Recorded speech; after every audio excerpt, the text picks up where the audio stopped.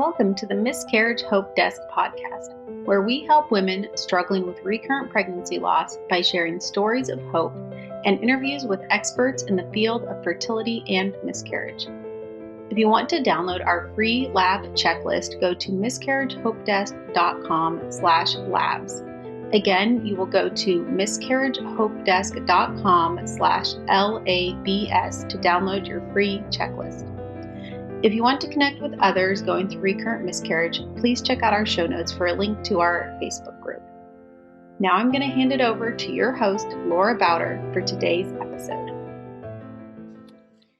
Hi, everybody. Welcome back to the Miscarriage Hope Desk Podcast. I'm your host, Laura Bowder, and today I am here with Cory Ruth. She is a registered dietitian, and I'm going to throw it over to her and let her explain a little bit more about her expertise and what it is that she does. Thanks, Cory. Hi, thank you so much. It's great to be here today. So I am a registered dietitian, but I work in women's health. So I work mostly with women who are dealing with hormonal imbalances, fertility issues, and digestion and gut health problems. So I help treat them through nutrition and different lifestyle interventions. And I'll talk at the end where you can find me. Yeah, that's so interesting. Can you tell us a little bit about how you got into that line of work and what really interests you about that? Yeah. So you don't get a ton of women's health education as a dietitian in graduate school or when you're working on your license. Yeah. But I've always just been a huge endocrinology nerd. So I kind of throughout grad school, I really focused on women's health issues. I did my thesis on that topic. Or one topic therein. So yeah, I've always just kind of been interested in that. I've done a lot of my own research, but then I also had the opportunity to work at a women's health clinic after graduation, and I learned a ton. I worked alongside some really talented OBGYNs, and I gained a lot of clinical experience and, learned a ton when I was there. So after a couple years, I decided to open up my own practice, and it's, I learn something new every day in this field, and I absolutely love it. Yeah, I feel like it's definitely a constantly evolving field. Yes. Can you give us a little bit of an overview about what you do as far as linking your expertise as a dietitian to women's fertility? Yes. So our hormones control so much, as women that we don't even realize. And they really influence how, our mood, our energy levels, our libido, our appetite, our weight, our digestion, our sleep, all these different things, and of course fertility. So making those connections and helping women I like to bring in what I call that body literacy piece. So teaching women how their hormones are shifting throughout the month and how that's going to impact the way that they're feeling, and what they're doing, and what they want to be doing. So helping them kind of make form that connection is really important, because we definitely don't learn about that in school. We have a 28-day cycle, and you'll get your period on day 28 and you'll ovulate on day 14. And you and I both know that that is so false. So teaching women, kind of the basics around their cycle is just a great place to start, and really, really helpful. And learning how, teaching women how what they're eating can impact their fertility and their hormones as well.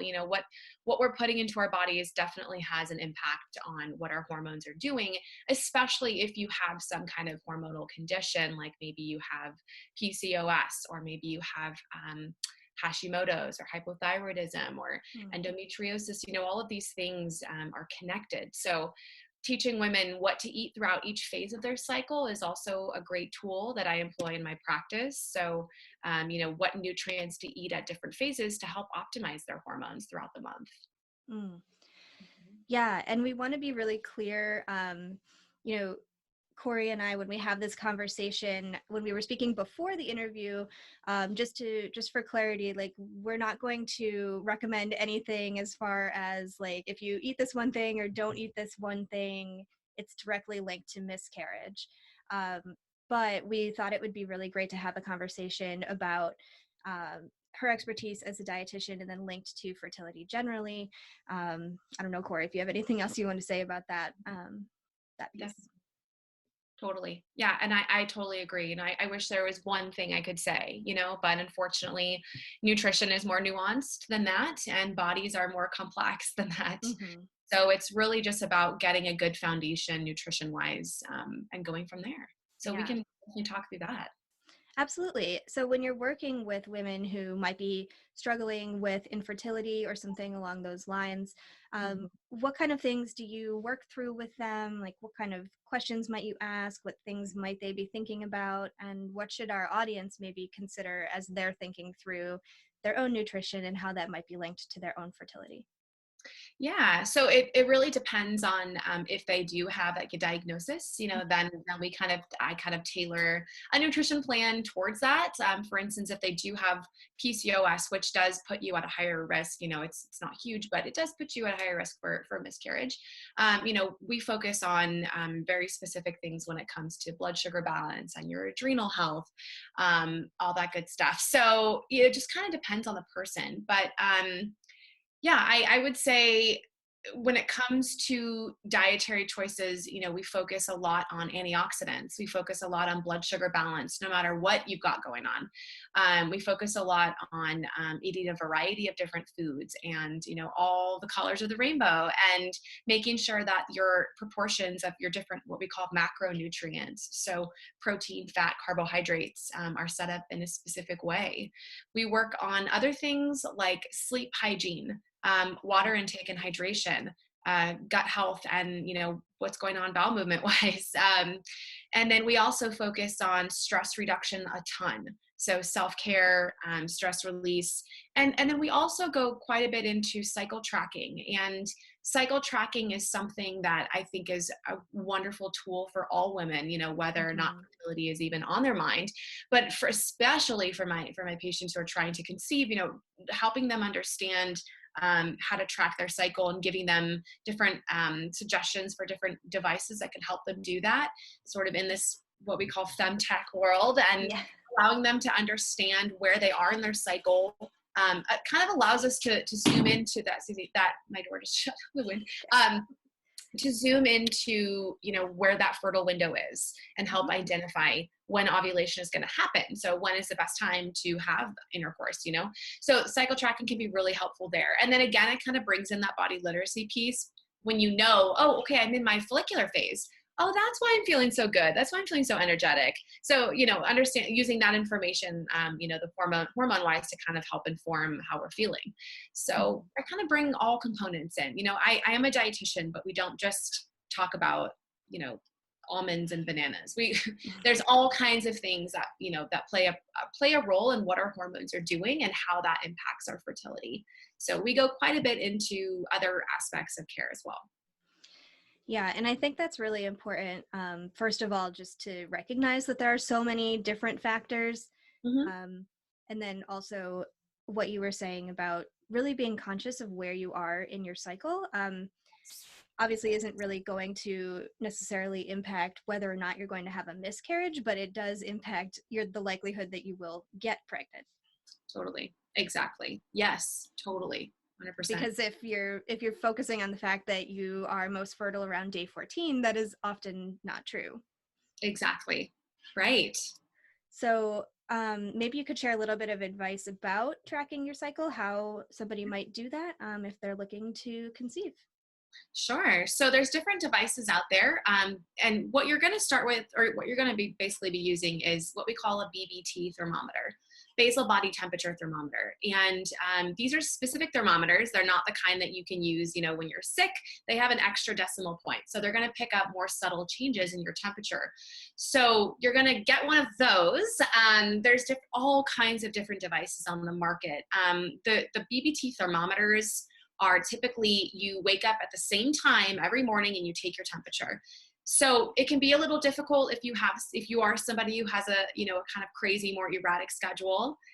So there are what we call wearables, and these devices you can wear during the night when you sleep, and they will track your temperature all night long and give you a number in the morning, no matter what time you wake up. So there's different options.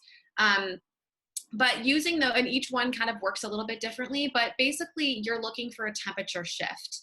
So when you ovulate, your body starts producing what we call progesterone. Progesterone is actually a warming hormone. It warms the body up, and not so, not to the point where you're walking around all day like sweating, I'm so hot. It's very subtle. But that's what these devices are picking up, that little temperature rise due to that progesterone spike. So once that device confirms that your temperature has increased and it's stayed high, we can say, okay, ovulation happened. So if you use that in conjunction with what we call the OPKs, or ovulation predictor kits, I'm sure a lot of us are familiar with those, that can kind of help us pinpoint when ovulation might be happening, or when it's going to occur. The thing about the OPKs is you can get false positives, and that's because sometimes your body can gear up to ovulate and then not actually get over that hump. So those OPKs aren't always accurate. So using those in conjunction with the BBT thermometers allows you to predict when ovulation is happening and then confirm, yes, it did happen. So I like to have, my patients and, women trying to conceive using both of these things, because it's really kind of catching it on both sides and helping us to understand exactly, what's going on fertility cycle wise. So I could go into lots of depth, but that's kind of an overview of what that is. Yeah. And I mean, I can say from experience that it is incredibly helpful to know. It kind of, well, I guess let me ask this question, because in some ways when I was trying to conceive and I was paying attention to like my basal body temperature and all those kinds of things, like in some ways it put me at ease because I felt more in control and I knew what was going on. And then in other ways, I think just because I wanted to be pregnant so badly, it was sort of stressful to be like, you wake up, you have to take your temperature, you have to be tracking, you have to, have sex at a certain time. And it kind of was, I think it can be more stressful, especially if it doesn't happen, soon. If it doesn't happen when you want it to, it can start to be like, well, I'm tracking, I'm doing everything that I can, and it's still not working. So that might be something that you can talk about, because I know you mentioned the stress piece too, and like how to balance having all this information without becoming overwhelmed by it. Right. Absolutely. Yeah. And, I see that play out sometimes. I see that same thing play out with, patients of mine who are working on weight management, and they're just frustrated that the number on the scale is, it's that number. We get fixated on numbers, and definitely tracking your temperature can totally be one of those sources of stress. So, I think it's helpful in one sense too, because it helps you recognize patterns in your cycle. So if you are feeling like I'm stressing over this so much, I wake up every morning, I'm just like, I'm just freaked out. What's my temperature going to be? Well, I would step away and I would try to do cycle tracking for a few months just to kind of see what patterns you can sort of extract from that data. And then if you're finding yourself really overwhelmed and stressed out, take a break. It's okay to step away. You're still going to have that knowledge of what your cycle is doing pattern wise, and you can still rely on that. But I know it, and everybody's different, in what's going to be overwhelming, for some of us. So it's about kind of understanding, checking in with yourself and seeing, is this a source of anxiety and stress every morning that I wake up all day? If the answer is yes, then it's okay to take a break and step away. What about for women who might, and I'm sure you've encountered this in your practice, but women who might be tracking their cycles and they're maybe using those OPKs and they're noticing that they are not ovulating or not ovulating consistently, like maybe 1 month they are, 1 month they aren't. What might that point to as far as your hormones, and how would you advise somebody in that situation? Yeah, there's a lot of different reasons why you're having irregular ovulation.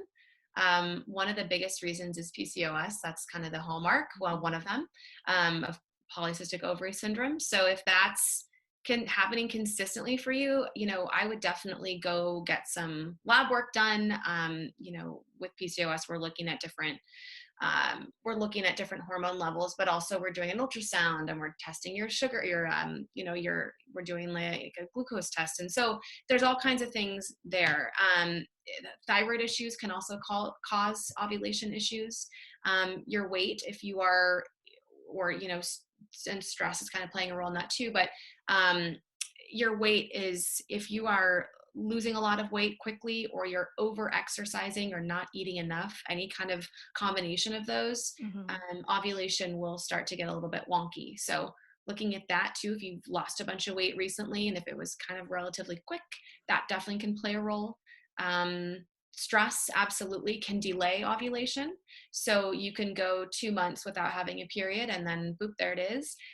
So stress can definitely play a big role. There's lots of different reasons. So in my practice, one of the things that I like to do is use what's called the Dutch hormone test.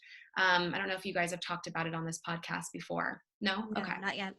Okay, the Dutch hormone test is amazing. It's a fantastic tool for me to see what's going on hormone-wise, and you can take it at home. So you don't have to go to the doctors. You don't have to go to a lab. So you take the test at home, and then I can look at all 3 of your estrogens. We do a full androgen panel. So if you've got elevated androgen, which are our male sex hormones, that can actually cause cycle irregularities as well.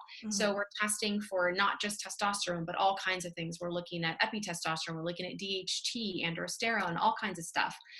We're looking at your progesterone, so seeing where that's at. And then we're looking at cortisol and your adrenal health. So, what's your adrenaline doing? Is it pumping all the time really high? What's your cortisol? Is your cortisol, which is our stress hormone, on overdrive? Is that causing some issues cycle-wise? So that's it's a just highly illuminating, report to look at. So we do that together, and that's where I start, because I want to know exactly what's happening hormone-wise. That way I know how to kind of individualize your treatment protocol. So, and then I do prescribe some supplements based on what comes back, is to kind of help support the other pieces of, dietary and lifestyle interventions that we're working on. So the Dutch test is a great tool, and I would definitely recommend that. And you can find, there's all kinds of practitioners who administer it. Interesting. I didn't know that you could do something like that at home. Yep. Yeah. It's a great tool. Cool. Yeah. So what are your thoughts on, like we said, like there's no one thing you can do that will guarantee whether you're going to have a miscarriage or not, but what are some suggestions that you have as far as just healthy hormone balance, or things that you can do that might support fertility in general? Yeah. So I would say blood sugar balance first and foremost. Whether or not insulin resistance or anything like that is part of, what your clinical picture looks like, blood sugar balance is really important for women, because there's a direct connection between what our blood sugar is doing and how our hormones are behaving. So that means I'm a big proponent of, making sure you get all those meals in, and making sure you're not just going through the whole day not eating anything and then eating a really large meal at night. Snacking, I'm a huge proponent of. So you can probably already tell that I'm not a big intermittent fasting fan for women. There's lots of research on men, and that's a very separate issue. Women are very different, and our hormones are, just very dependent on, what we're putting into our body and how frequently.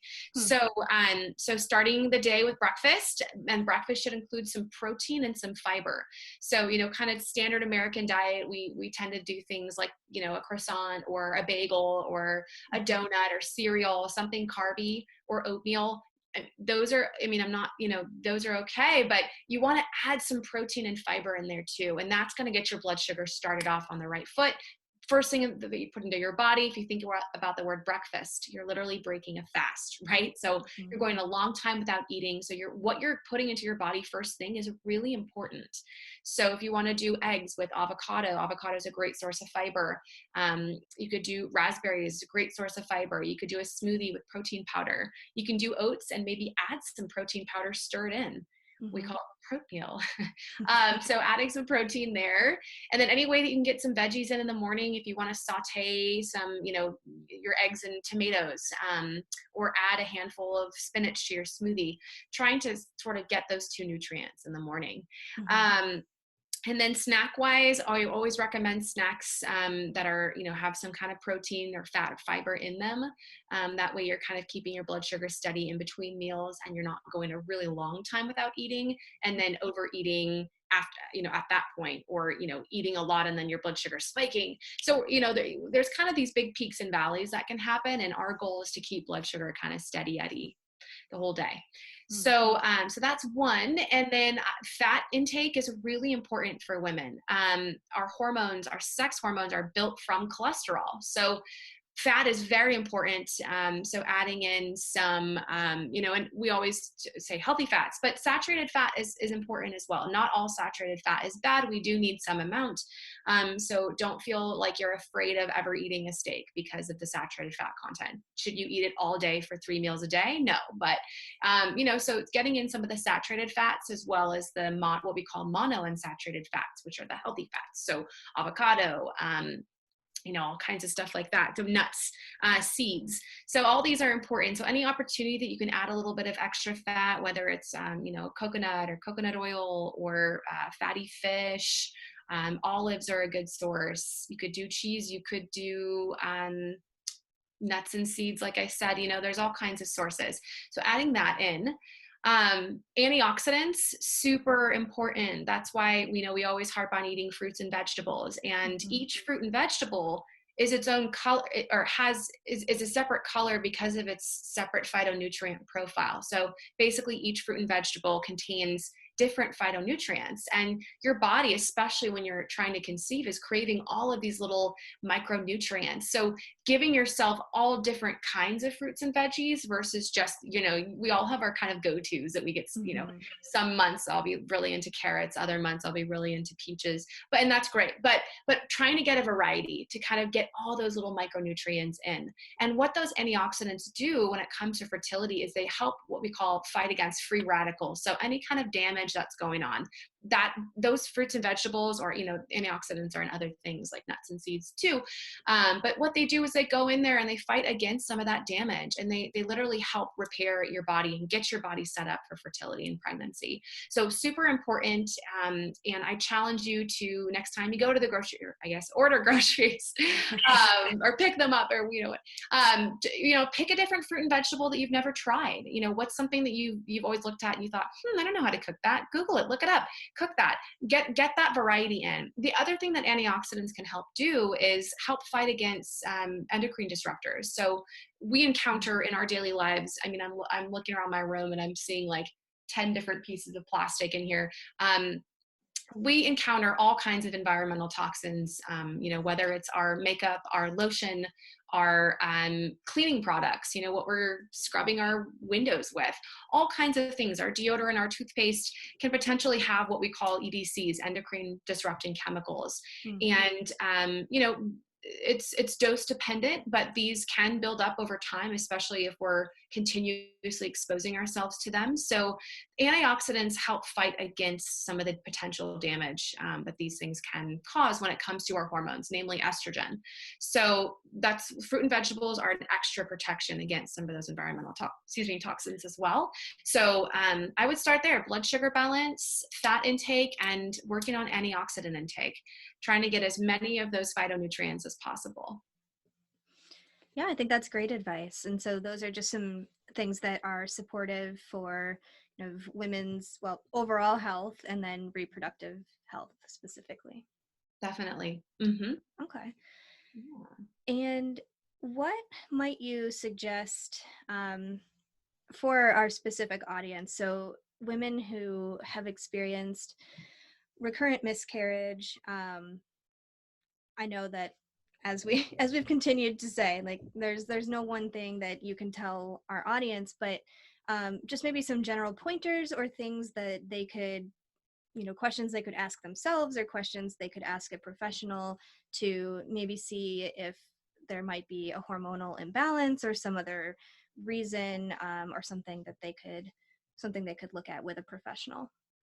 Yeah, definitely. So we touched on this earlier, but regular ovulation. So if you're tracking your cycle and you're finding that you're not ovulating regularly every month, definitely investigate that. That's a cause for concern, and you definitely should be ovulating every month. So noticing that, through something like cycle tracking can be really helpful, and definitely something that I would bring up to your doctor. PMS symptoms. If you're having super intense period cramps, I'm talking like can't get out of bed, that's definitely something to look into. That's not normal, and something that you could definitely talk to your doctor about, when it comes to something like endometriosis. So that's a big one.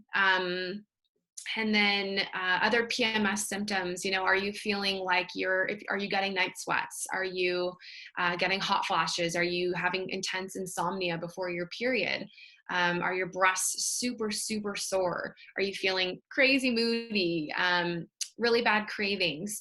Keep a journal and of what your PMS symptoms are, and I would definitely look into that if you're experiencing any of those, because that's your body giving you a clue something's not quite right here. And that's a good idea to kind of, or a good place to start when it comes to looking into your hormones and getting your estrogen, your progesterone, your testosterone, your LH, your FSH, your AMH, the whole thing. You can get tested kind of once you start noticing that's an issue. So definitely look into PMS symptoms.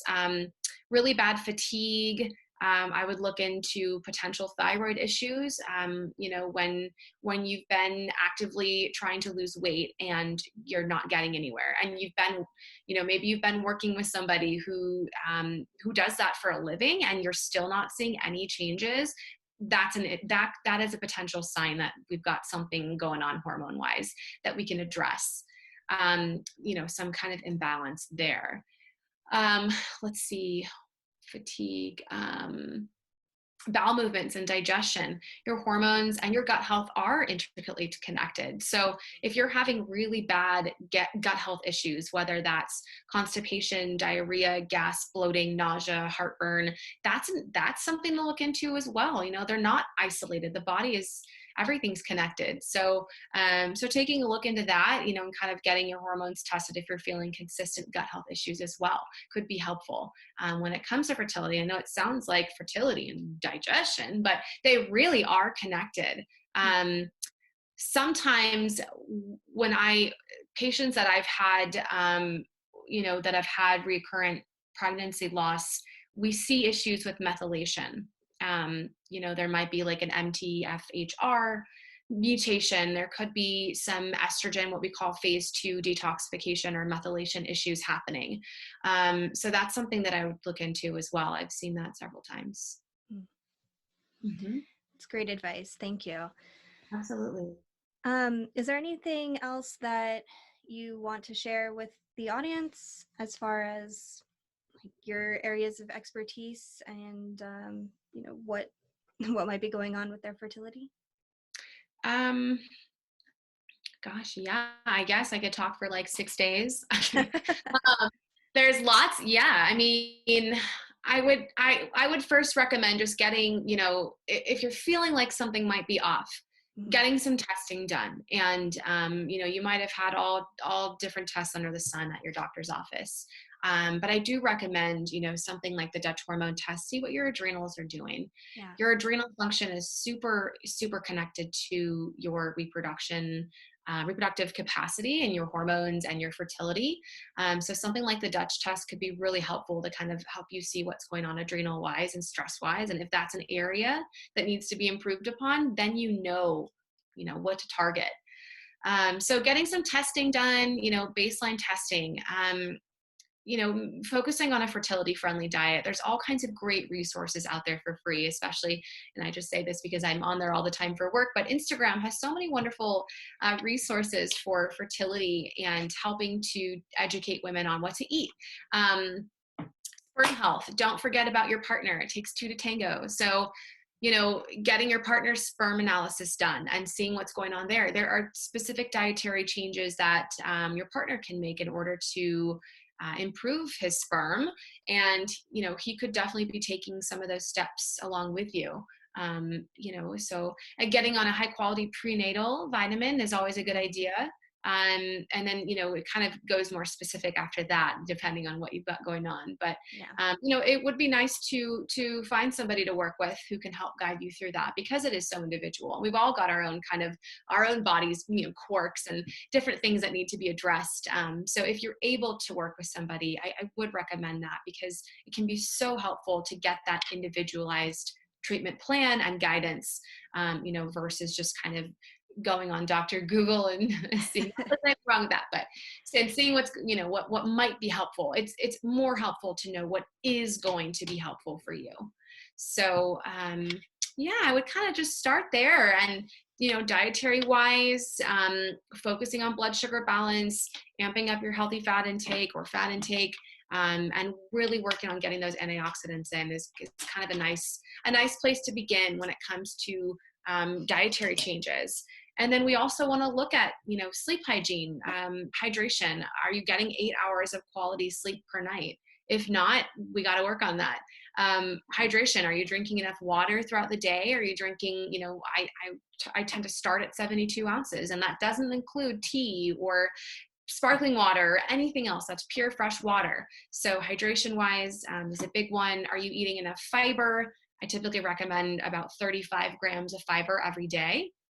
And that might sound like a lot, but anyways, so that's kind of just basics to start. I hope that's helpful, at least as kind of a jumping off point, but there's definitely lots to say there. Yeah, I'm sure. I think that's a great starting point. And I would love to wrap up just by having you share about where the listeners can connect with you online if they want to see more about what you're doing, or if they have any specific questions. Totally. Yeah. So my website is www.thewomensdietitian.com, and my Instagram handle is the same. It's just @thewomensdietitian.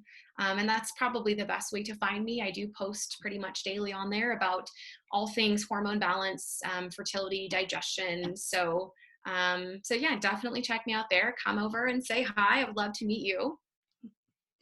Great. Well, thank you so much, Cory. This was really helpful. Absolutely. Definitely. Thank you for having me. Of course.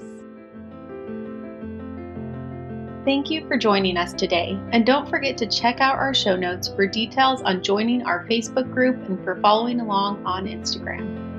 If you would like a free recurrent pregnancy loss lab checklist, go to miscarriagehopedesk.com/labs. Again, that's miscarriagehopedesk.com/LABS to get your free downloadable checklist. And for even more resources, visit the Miscarriage Hope Desk website, where we have stories of hope plus an entire library of evidence-based research articles related to fertility and miscarriage. If you enjoyed this episode, I would so appreciate it if you rate, reviewed, and subscribed to the Miscarriage Hope Desk podcast. Your ratings and reviews will help others to find us.